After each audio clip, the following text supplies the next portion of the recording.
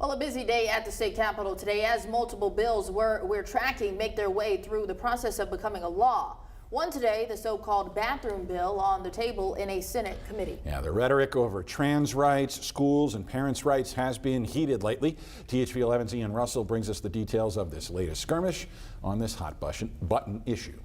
Yeah, really, Faith. Well, the biggest thing is that bill passed out of the Senate committee, though doing that wasn't really a particularly fast process, as there was a lot of testimony from those for and against the bill. And while it did make it out of committee today, those opposed say they still have questions.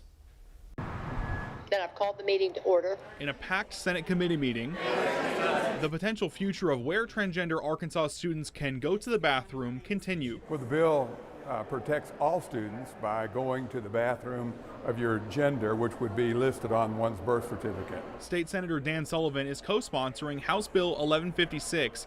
The bill also limits where trans students can sleep on school trips, though many in that packed committee room, including Sullivan, mainly discuss the bathroom aspect. Well, the message, I think, is pretty clear that boys should go to boys' bathrooms and girls go to girls' bathrooms based upon your sex at birth. Of course, not everyone agrees. Just because one thing is one that we like to hold on to as a black and white doesn't mean it exists.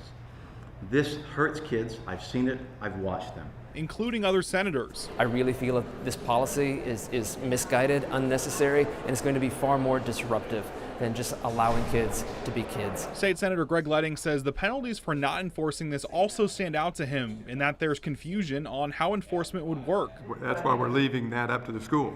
The school will have training for their staff on how to measure this and how to mandate it. And all schools are different, and all schools will have a different approach.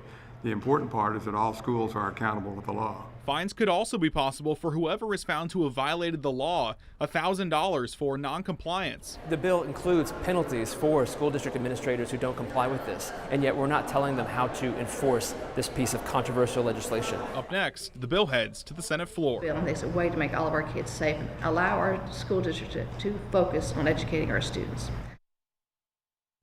This bill has now been listed on the Senate calendar for 11 a.m. tomorrow. Senator Leding says he expects to speak in opposition.